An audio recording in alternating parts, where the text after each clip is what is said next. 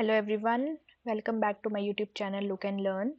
First of all, thank you आप सबने जो मेरी last video थी on most expected questions on sexual reproduction in flowering plants उसको like किया, आप सबने उसको अच्छे views दिए हैं. So I hope आपकी learning अच्छे से चल रही है. So as promised, today here I am with my next video on human reproduction, most expected objective questions. So this is NCERT focused. You have objective MCQs again, and you have detailed explanations along with every question. So this will be a small video. I will try to add more content to this chapter in the later classes. So question number 1 is, the testes are situated outside the abdominal cavity within a pouch called scrotum. अब scrotum में testis का बाहर होना क्यों जरूरी है? The scrotum can contain lengthy ducts for the transfer of sperms. Scrotum helps in maintaining the low temperature of testis necessary for spermatogenesis. Scrotum reduces the pressure around testis necessary for spermatogenesis. Scrotum can store huge amount of sperms. So this is the reference diagram for the male reproductive system. So yes, the correct answer for this question is scrotum helps in maintaining the low temperature of testis necessary for spermatogenesis. So here you have the detailed explanation कि जो आपके healthy sperm है, healthy sperm formation को के लिए आपको 2 to 2.5 degree Celsius lower temperature चाहिए होता है than your normal body temperature which is 37 degree Celsius. तो इसीलिए जो स्क्रोटम है वो थर्मो रेगुलेटर की तरह काम करता है. टेस्टिस को बाहर रखकर इट फैसिलिटेट्स हीट लॉस. तो यहाँ पर आपको दो तरह की मसल्स देखने को मिलती है. एक होती है डार्टोस मसल्स और एक होती है क्रीमेस्टर मसल्स. डार्टोस मसल्स क्या होती है? स्मूथ मसल्स होती हैं जो कि आपको स्क्रोटल वॉल में मिलती हैं, जो कि सर्दी के टाइम कोल्ड टेम्परेचर में कॉन्ट्रैक्ट हो जाती हैं, जिससे स्किन में रिंकल्स आ जाते हैं. And when it is summers it relaxes during the summers, जिसकी वजह से जो टेम्परेचर है वो मेंटेन रहता है. क्रीमेस्टर मसल्स क्या होती हैं? दे आर स्केलेटल मसल्स जो कि आपकी टेस्टिस को एलिवेट करती हैं closer to the body for warmth and lowers them away for cooling. So यहाँ से आपको कौन से हाई यील्डिंग की पॉइंट्स देखने को मिल सकते हैं? यहाँ से एक टर्म आते हैं क्रिप्टोर्किडिज्म. तो ये क्या होता है? Failure of testis to descend into scrotum leading to sterility due to high abdominal temperature. Cryptorchidism में क्या होता है? जो आपकी टेस्टिस है वो स्क्रोटम में डिसेंड नहीं कर पाती है, जिसकी वजह से स्पर्मेटोजेनेसिस को जो टेम्परेचर चाहिए उसे नहीं मिल पाता है. So the male undergoes sterility. So what is the optimal temperature? जैसा कि मैंने आपको बताया, normal body temperature 37 degree Celsius होता है, तो इसके लिए 34 to 35 डिग्री सेल्सियस आइडियल है for human sperm production. Question number 2 is, the spermatids are transformed into spermatozoa by the process called spermiation, spermatocytogenesis, spermiogenesis और spermatolysis. तो पहले आप इस प्रोसेस को देखेंगे. This is the process of spermatogenesis. यहाँ पर क्या हो रहा है? प्यूबर्टी में आपके पास स्पर्मेटोगोनिया होता है जिसकी प्लॉइडी क्या है? 2n है. माइटोसिस डिफरेंशिएशन से अपना नंबर बढ़ाते हैं and the one of the spermatogonia जो डिसाइड होता है फर्दर डिवीजन के लिए उसे आप प्राइमरी स्पर्मेटोसाइट बोलते हैं. उसमें मियोसिस 1 होता है जिसको आप रिडक्शनल डिवीजन भी बोलते हैं. That leads to formation of secondary spermatocytes. Secondary spermatocyte में फिर सेकेंड मियोटिक डिवीजन होता है जिससे स्पर्मेटिड्स बनते हैं. And when spermatids undergo differentiation you have spermatozoa. तो यहाँ पर आप 3 डिफरेंट टर्म्स पढ़ते हैं. सबसे पहला जो ये एंटायर प्रोसेस होता है इसको बोलते हैं स्पर्मेटोजेनेसिस. ठीक है. Then the formation of spermatozoa from spermatids, formation of spermatozoa from spermatids, इसको बोलते हैं स्पर्मियोजेनेसिस. एंड स्पर्मेटोजोआ बनने के बाद अपना हेड एम्बेड करते हैं into the Sertoli cells for nutrition. And उसके बाद जब वो मूव कर जाते हैं टू द एपिडिडाइमिस, उस प्रोसेस को आप बोलते हैं स्पर्मिएशन. सो आपको मैंने यहाँ पर 3 डिफरेंट टर्म्स बताई हैं जो कि याद रखनी बहुत जरूरी है. सो अब आपसे पूछा है spermatids are transformed into spermatozoa, तो आपसे ये पूछा है. So the correct answer for this is option number C, spermiogenesis. So यहाँ पर आपको एक्सप्लेनेशन दी है, spermiogenesis is the final stage of spermatogenesis, जहाँ पर आपके non motile circular haploid spermatids हैं, they are converted into motile elongated spermatozoa, right. तो इस जब ये चेंज हो रहा है फ्रॉम स्पर्मेटिड टू स्पर्मेटोजोआ, तो क्या क्या चेंजेस आपको देखने को मिलते हैं। So this time I have tried to include more explained slides, so आप इन slides से भी बहुत सारा कंटेंट याद कर सकते हैं। सो इस चेंज में क्या क्या होता है, सबसे पहले कंडेंसेशन होता है न्यूक्लियस का, जो डीएनए है वो हाईली कॉम्पैक्ट हो जाता है, एक्रोसोम का फॉर्मेशन होता है, और ये आपको पता है acrosome is a modification of Golgi complex, और उसमें बहुत सारे एंजाइम्स होते हैं। देन फ्लैजिलम फॉर्मेशन होती है, जो सेंट्रियोल है वो एक्सियल फिलामेंट को बनाता है ताकि जो आपका स्पर्म है वो मूव कर सके। And last you have shedding of the cytoplasm, जो एक्सेस साइटोप्लाज्म है उसे डिस्कार्ड कर दिया जाता है because that is not needed. So ये तीनों टर्म्स जो मैंने आपको बताई हैं ये आपके रेफरेंस के लिए यहाँ पर भी मैंने दी हैं, सो आप इसको So question number 3 is the funnel shaped part of the fallopian tube closest to the ovary is। अब आपको इसके लिए fallopian tube का स्ट्रक्चर पता होना चाहिए कि उसमें 3 डिफरेंट पोर्शंस होते हैं।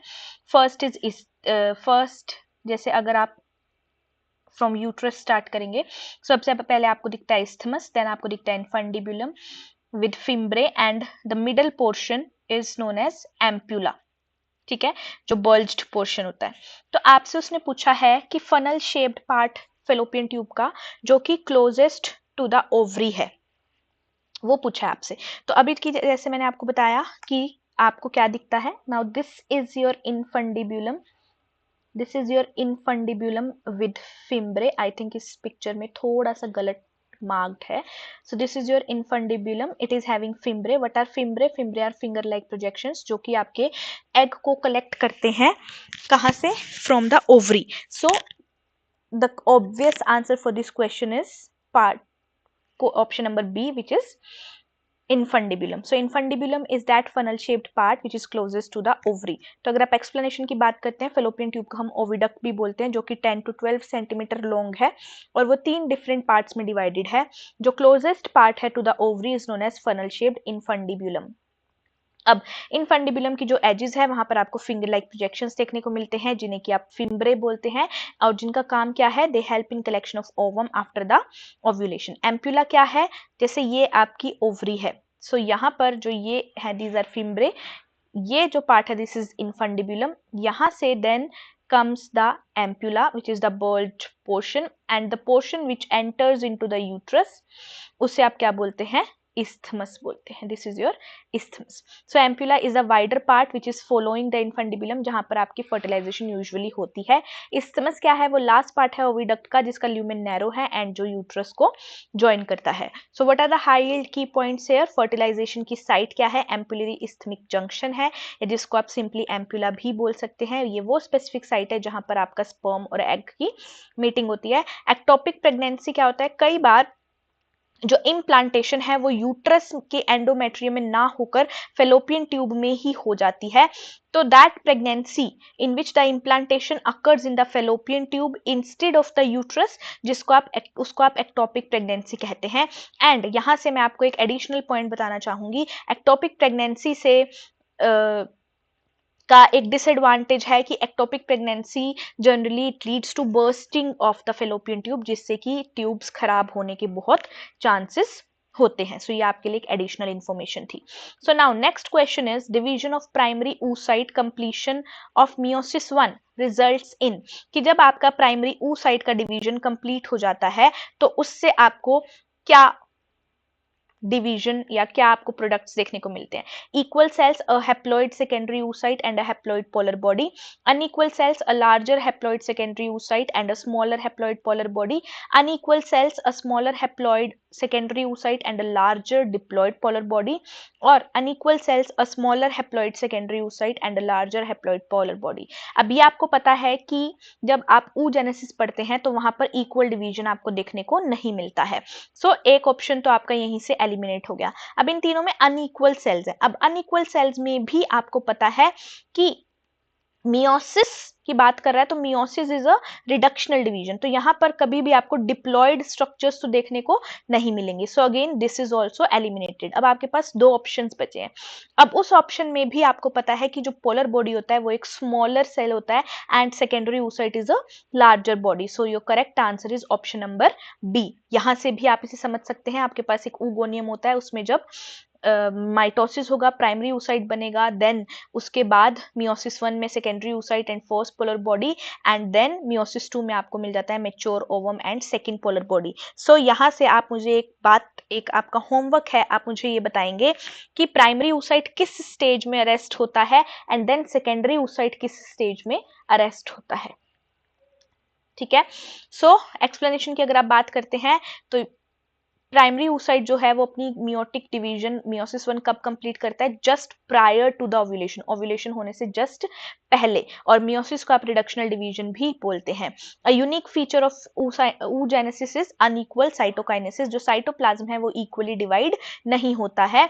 तो आपके पास सेकेंडरी oocyte में क्या मिलता है, almost receives almost all the nutrient rich cytoplasm, ताकि जो आपकी अर्ली एम्ब्रियोनिक डेवलपमेंट है उसकी ग्रोथ को सपोर्ट किया जाए अगर फर्टिलाइजेशन होता है।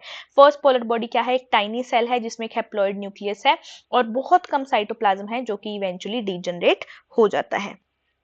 तो यहाँ के आपके हाई यील्डिंग की पॉइंट्स क्या हैं, मियोसिस 1 जो है वो कंप्लीट होता है with in the tertiary follicle just before ovulation, and meiosis 2 तभी कंप्लीट होता है जब स्पर्म और सेकेंडरी oocyte में मीटिंग होने वाली होती है, अदरवाइज मियोसिस 2 कंप्लीट नहीं होता है। Next question is which hormones withdrawal is the immediate cause of menstruation, ऐसा कौन सा हार्मोन है कि अगर उसका विड्रॉल हो जाए तो उसी समय मेंस्ट्रुअल साइकिल स्टार्ट हो जाती है। Progesterone, oestrogen, FSH and LH. So for your reference I have given you the image of menstrual cycle here. अब आपको पता है आपके मेंस्ट्रुअल साइकिल में 4 हार्मोन्स हैं जो कि बहुत इंपॉर्टेंट है, और ये चारों हार्मोन्स यहाँ पर आपको दिए हुए हैं। तो आपसे ये पूछा है कौन सा ऐसा हार्मोन है जिसके विड्रॉल से इमीडिएटली मेंस्ट्रुएशन स्टार्ट हो जाती है। So yes, you can pause the video and you can answer, think about the answer. So yes, the correct answer is option number A, progesterone. Progesterone का दूसरा नाम है प्रेगनेंसी हार्मोन। सो आप इसे pregnancy hormone भी बोलते हैं, राइट।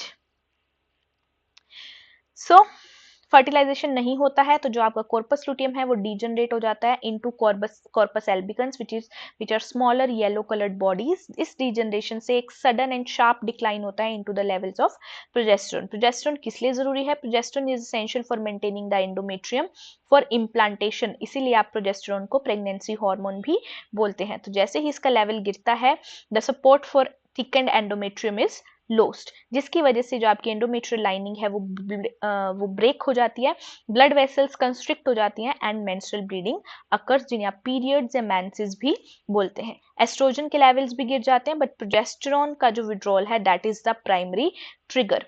तो यहाँ पर आप और क्या पढ़ सकते हैं कि मेंस्ट्रुअल फेज 3 to 5 डेज तक रहता है एंड ब्रेकडाउन ऑफ एंडोमेट्रियम होता है। प्रेगनेंसी का इंडिकेटर क्या है, if there is no menstruation उसको हम no menstruation in the expected time period, तो उसको आप फर्स्ट साइन ऑफ प्रेगनेंसी मानते हैं, बट ऐसा नहीं है। The delay in the periods can also be the indicative of other infections और PCOD and many other reasons. Ovulation किस वजह से होता है, so it is triggered by LH surge जो कि अराउंड 14th डे या मिड ऑफ द साइकिल पर होता है। सो these are the key points which you can learn from here. Next question is, in humans fertilization usually occurs at which specific region of female reproductive tract? अब ये आप अभी पढ़कर आए हैं पीछे, तो आप मुझे बताएंगे uterine cavity, cervix, ampullary स्टमिक junction और इनफंडिबुलम। सो किस एरिया में फर्टिलाइजेशन होता है, सो you can pose it, you can think about the answer. So the correct answer is ampullary स्टमिक junction. तो ये आपको प्रोसेस का रेफरेंस दिया हुआ है। सबसे पहले स्पर्म की कैपेसिटेशन होती है and it starts to approach the egg, then acrosomal reaction होता है जिसमें बहुत सारे एंजाइम्स आपके एक्रोसोम में स्पर्म में होते हैं, जैसे हाइलुरोनिडेज हो गया and many other hydrolytic enzymes हैं जो कि एग की लेयर को पेनिट्रेट करने में हेल्प करते हैं। देन अल्टीमेटली एक स्पर्म जो होता है वो जोना पेल्यूसिडा को पेनिट्रेट कर जाता है, जिसकी वजह से अब यहाँ पर क्या होगा, यहाँ पर होता है ब्लॉक टू पॉलीस्पर्मी, उसके बाद कॉर्टिकल रिएक्शन एंड मियोसिस 2 का कंप्लीशन हो जाता है एग का, which leads to formation of ovum and second polar body and ultimately egg and sperm का मेम्ब्रेन फ्यूज हो जाता है।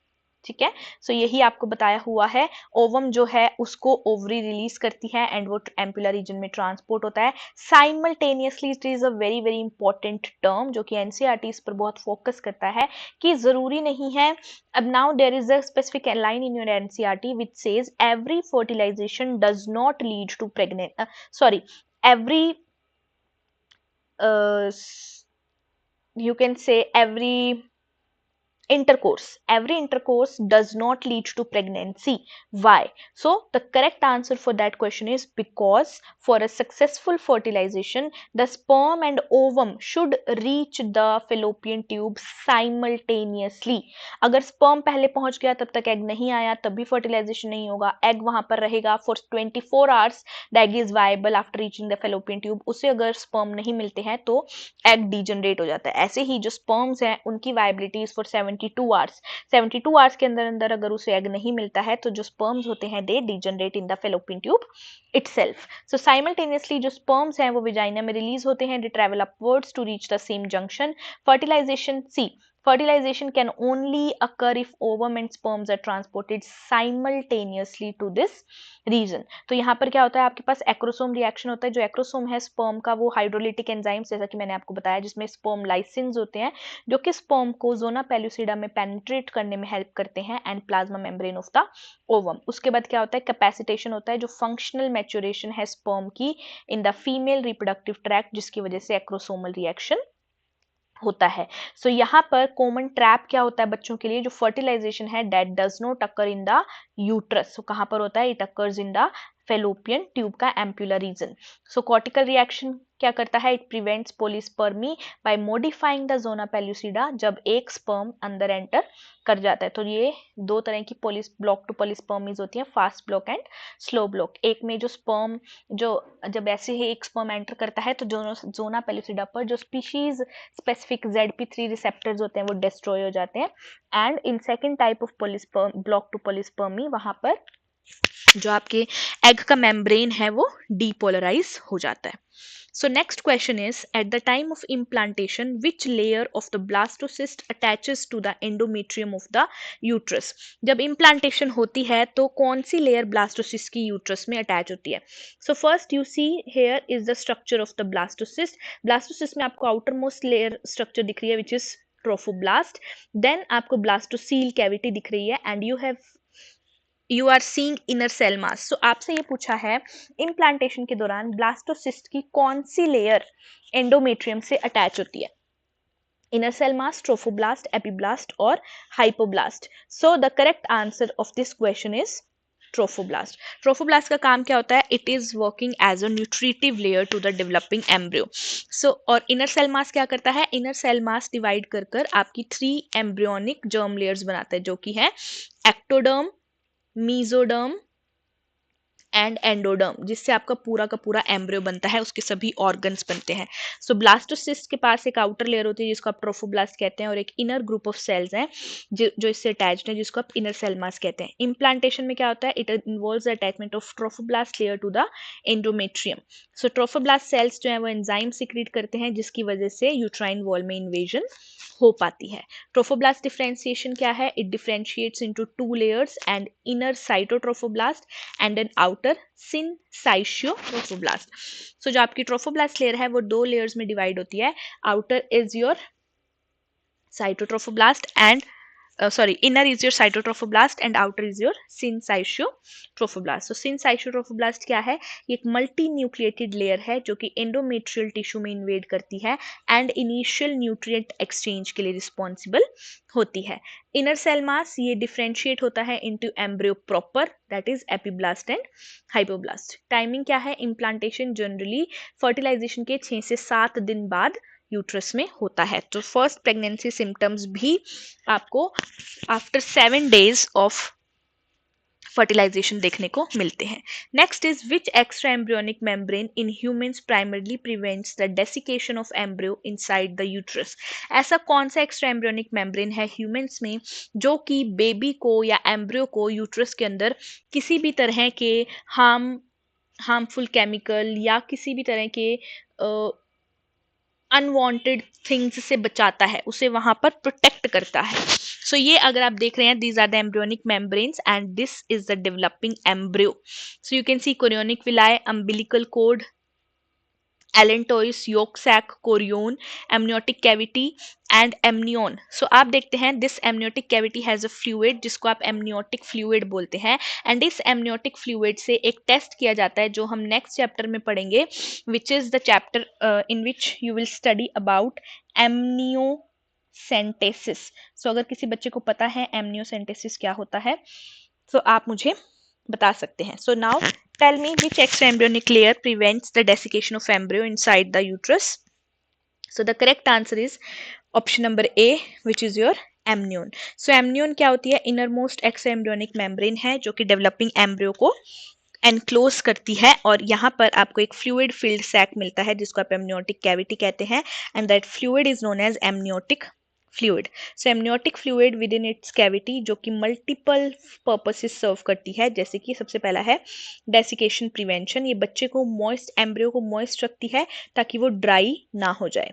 Then it works as a shock absorber, hydraulic cushion की तरह काम करती है, and it protects the foetus from mechanical injury. Third है आपके पास टेम्परेचर रेगुलेशन, ये कॉन्स्टेंट टेम्परेचर को मेंटेन करती है आपके फीटस को डेवलप करने के लिए। Other membranes are listed here. First is chorion, that is outermost layer जो कि fetal part of placenta को बनाती है, जिसको आप chorionic मतलब जिससे जो structure बनते हैं they are known as chorionic villi. Next है आपके पास yolk sac which is the site of early blood cell formation, जहाँ पर आपके अर्ली जो बेबी के ब्लड सेल्स हैं वो बनते हैं, तो उसको आप हिमेटोपोइसिस उस प्रोसेस को बोलते हैं। थर्ड है आपके पास एलेंटोइस। एलेंटोइस क्या करता है? It leads to formation of umbilical blood vessel. तो यहाँ से आपने क्या पढ़ा कि जो एम्ब्रियो है उसके अराउंड आपको 4 लेयर्स देखने को मिलती हैं, amnion, chorion, yolk sac and allantois. Next, last question for today is what initiates the onset of puberty in males? Males में puberty कब स्टार्ट होती है, मतलब what is the trigger? Increased secretion of testosterone due to testicular autonomy, decreased secretion of GnRH by hypothalamus, significant increase in secretion of GnRH by hypothalamus, or increased secretion of prolactin from pituitary. So आपके पास ये hypothalamus pituitary gonad axis है जो which is showing the hormonal control of spermatogenesis. तो आप यहाँ पर क्या देखते हैं? hypothalamus से GnRH रिलीज होता है which is gonadotropin releasing hormone. वो it goes and tells anterior pituitary to release LH and FSH. LH and FSH release होते हैं, LH goes to the Leydig cells of the testis and it starts producing testosterone. FSH का काम क्या है? ये Sertoli cells को stimulate करता है to support the process of spermatogenesis, right? तो आपसे पूछा है कि puberty onset किस से होता है? So the correct answer is increase in secretion of GnRH by the hypothalamus. So puberty किससे stimulate हो रही है? By the GnRH which is released from the hypothalamus. Now the increased GnRH levels they stimulate the anterior pituitary gland जिसकी वजह से दो gonadotropins release होते हैं, LH जिसका नाम है luteinizing hormone which acts on the Leydig cells and it stimulates the synthesis and secretion of androgens or your testosterone. Second is your FSH, follicle stimulating hormone, which acts on the Sertoli cells and it secretes factors which help in the process of spermiogenesis. Now you must remember I have told you 3 terms: spermatogenesis, spermiogenesis and spermiation. So what are the high yielding key points here? ICSH. What is ICSH? In males LH को हम ICSH भी बोल देते हैं which is interstitial cell stimulating hormone. So feedback mechanism भी आप यहाँ पर देख रहे हैं, टेस्टोस्टेरोन जो है वो नेगेटिव फीडबैक देता है on the hypothalamus and pituitary ताकि जो उसके लेवल्स हैं वो रेगुलेटेड रहें and there is not uncontrolled secretion of testosterone in the males, right? So the high yield takeaways from this chapter are male reproductive system जिसमें आपने पढ़ा कि स्क्रोटम जो है वो टेस्टिस को मेंटेन करता है 2 to 2.5 degree Celsius lower than the body temperature जो कि स्पर्मेटोजेनेसिस के लिए जरूरी है। देन फर्टिलाइजेशन की साइट क्या है, ampullary isthmic junction. Hormonal control पड़ा है, एलएच सर्ज जो है वो ओव्यूलेशन को ट्रिगर करता है एंड प्रोजेस्टेरोन विड्रॉल से मेंस्ट्रुएशन ट्रिगर होता है। Then you have embryonic membranes, amnion, chorion, yolk sac and allantois. Amnion क्या करता है, डेसिकेशन को प्रिवेंट करता है, फ्लूइड कुशन प्रोवाइड करता है एमनियोटिक फ्लूइड का, एंड कोरियन क्या करता है, प्लेसेंटल विलाई फॉर्मेशन के लिए रिस्पॉन्सिबल है। स्पर्म डेवलपमेंट में आपने क्या पढ़ा कि तीन टर्म्स पढ़ी, स्पर्मेटोजेनेसिस, स्पर्मियोजेनेसिस एंड स्पर्मिएशन। तो स्पर्मेटोजेनेसिस क्या है, the entire process of formation of sperms from spermatogonia. Spermiogenesis क्या है, स्पर्मेटिड्स से स्पर्मेटोजोआ का बनना। स्पर्मिएशन क्या है, release into the tubule lumen. oogenesis की टाइमिंग आपने पढ़ी, मियोसिस 1 कब कंप्लीट होता है, ड्यूरिंग ओव्यूलेशन। मियोसिस 2 कब कंप्लीट होता है, only after, not after, just prior to fertilisation. Implantation में आपने पढ़ा जो ट्रोफोप्लास्ट लेयर है वो एंडोमेट्रियम से अटैच करती है and inner cell mass differentiates into the embryo by forming the three germ layers, ectoderm, mesoderm and endoderm. Last आपने पढ़ा प्यूबर्टी ऑनसेट कब होता है, by the increase secretion of GnRH from the hypothalamus. So that was it for this class, for this session. So in the next class I will be giving you the most expected questions from your chapter number 3, which is reproductive health. So I hope this video is useful for you. If this is useful, please like, share and subscribe to my channel. Thank you.